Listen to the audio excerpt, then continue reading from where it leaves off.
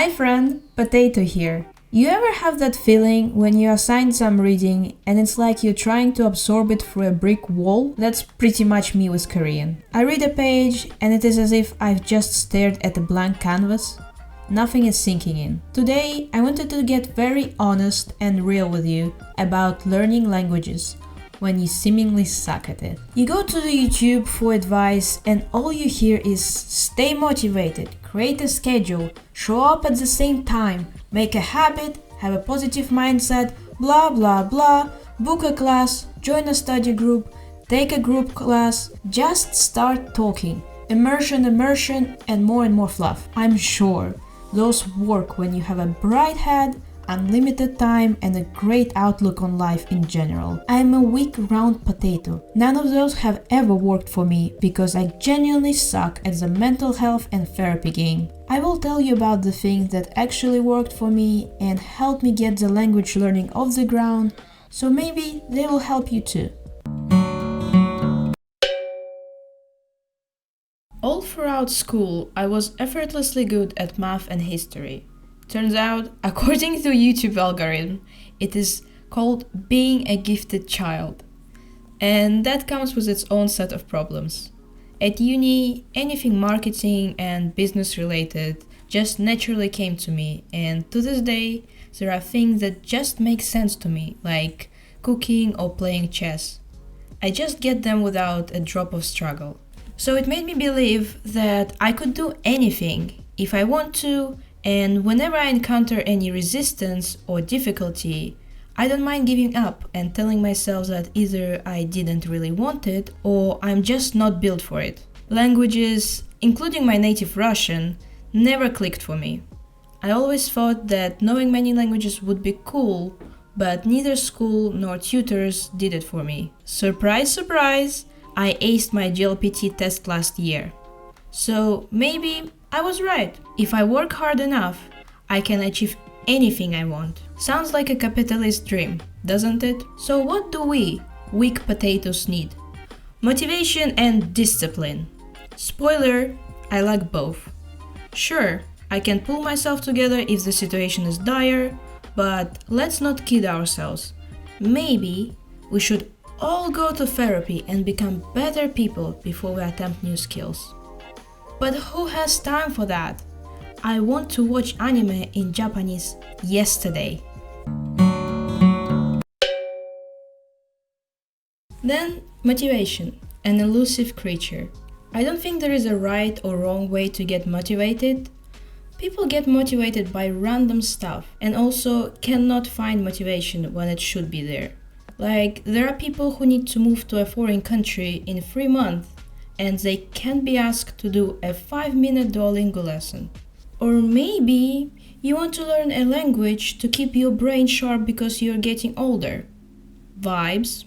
Let's see how long it lasts. In my mind, a great motivation is to learn languages to be able to consume foreign culture through it. I also like marathon runners' motivation, making a single accomplishment their whole personality. I guess I also wouldn't shut up if I have run a marathon. Most of my motivation come from a slightly bad place, like Japanese. During the lockdown, I noticed that my boyfriend has been watching anime for a decade and can't speak a word in Japanese. So I started to learn Japanese to show him that I am better. Obviously, a motivation like that doesn't last long. The key is to be lucky and fall in love with the language. Your initial motivation should be long enough to give you a push to start learning until you fall head over heels with your target language. That's what happened for me with Japanese and German. Korean? Not so much, or maybe not yet. Ultimately, I think motivation doesn't really matter if it's not sustainable. So don't waste your time soul searching on why you picked up a new language. Learn it if it makes you feel good, and you can figure out why it makes you feel good with your therapist someday. Yeah, that's where all the advice from YouTubers fails me. I can't just grind while believing in a bright future. Now, let's talk about how I do learn languages, like Korean, when creating a productive environment, motivation, and discipline are avoiding me. First, change. Change is good, even great. When things are not working, you need to change. Change your resources, change your teacher, change your attitude, change your environment, change anything that can be changed. Sure, the internet raves about certain books, apps, or courses being the holy grail of language learning. But let's be real. What works for one might not work for you. Indeed, what works for 1 million of people might still not work for you. Stop forcing yourself for a book that makes you despise the process just because everyone online is singing its praises. Like Genki, in Japanese learning community, everyone is obsessed with it. I hate it. I never really got into using Anki either. And the whole immersion thing. Some swear by only engaging with content they can fully grasp. But for me, having to watch Shirokuma Cafe or read Yotsubato is a recipe for madness. I would rather watch an anime or read a manga where I understand a fraction, but I enjoy it enough to keep coming back. Change it up not just within a medium, but also try switching the mediums. Swap an online course for an app, podcast for a music. It is your language journey. It's not a resource checklist that you need to tick. Attitude adjustment, my friend, is a game changer as well. Taking an L yesterday doesn't mean you're destined for the same fate today. Relax. Becoming fluent won't happen overnight. What's the worst that could happen? Not meeting your language goals? Please, as if it's the first time you haven't met your goals. There is nothing wrong with having to learn the same thing twice, or 3 times, or 10 times. I actually read somewhere that you need to see something 20 times to fully memorize or remember it. I remember when I was in middle school, I had to ask my teacher 5 times during the same English lesson, what does the word however means. Was she annoyed? Yes. Did I remember it after? Yes. Language learning isn't a force-fed situation. It's not like math or Photoshop. You toss time into it, ideally in the most enjoyable way possible, and hope it sticks in the back of your brain. Stop trying to force-feed yourself grammar or vocab. Read it today, tomorrow, a month from now, no harm done. Lastly, your study routine. Personally, I find morning and bedtimes ideal for consuming new information, or sprinkle your language learning throughout the day. 5 minutes here, 5 minutes there. Be flexible. If today feels like conquering Mount language, go for it. Study for 5 hours. If it feels like a dumpster fire, call it a day. Tomorrow is another day. In the midst of language learning abyss, seeking help from professionals can be a game changer. But the big question looms. Should you find a teacher or join a class? If your plan is to magically summon motivation or force yourself to study, well, that's exactly how gyms are making money every year. Spoiler alert, paying for it doesn't guarantee an instant burst of effort. Financial guilt exists, but it disappears very quickly. And let's talk about group motivation. Those fellow learners are probably drowning as much as you are. So expecting a collective spark of inspiration, not happening. Everyone is just trying to survive and teachers aren't going to play the bad cop. You paid, they don't care if you forgot your homework or entire last class. Teachers and classes are great for those who need a structure. Like if you're just starting and you don't know what and how to do it, yeah.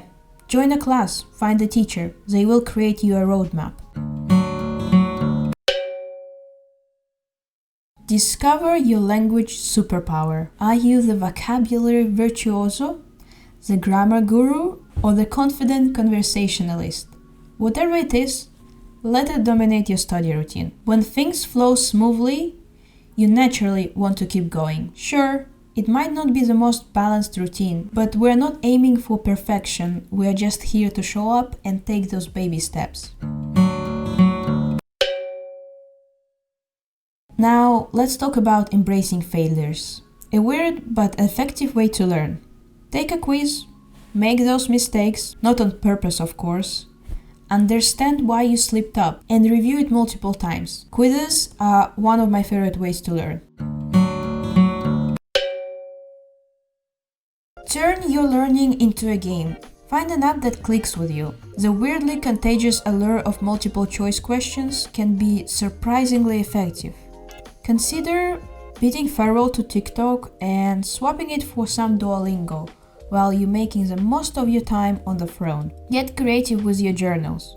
Craft spreads with goals and rewards. Make it personal, like setting baby challenges such as learn for X amount of time or conquering specific language milestones. Let's be honest, language learning can be a drag, so inject some fun into your routine. Make your language journey an adventure, not a chore. I know I mentioned keeping your study routine flexible, but let's keep it reasonable too. Aim to study every day, even if it's just for 5 minutes. It will save you from an overwhelming feeling of starting from scratch every time, like when you learn only once a week. Do a quick review, log a short Duolingo session, or use any language app. Engage with your target language every day. Actually, a fun way to keep your brain working in that language is to name things when you see them. Or if you're lucky enough to have a friend that speaks this language, substitute words that you already know and have fun with it. I know you don't want to hear that, and neither do I, but your environment has an influence on your language learning. Your mental and physical health, your diet, your physical environment, and your habits all play a role in whether or not your brain is ready to receive and retain new information. I'm not here to tell you when and how to sort it out, but you got to do what you got to do.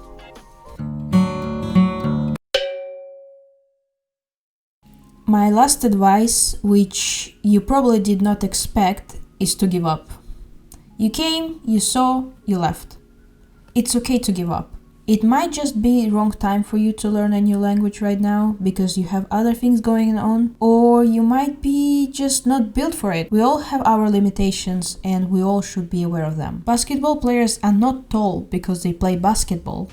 They play basketball because they are tall. So if you gave a fair shot to language learning and it gives you more pain than joy, let it go. There are 1,000 more hobbies out there. Try growing tomatoes. That is it.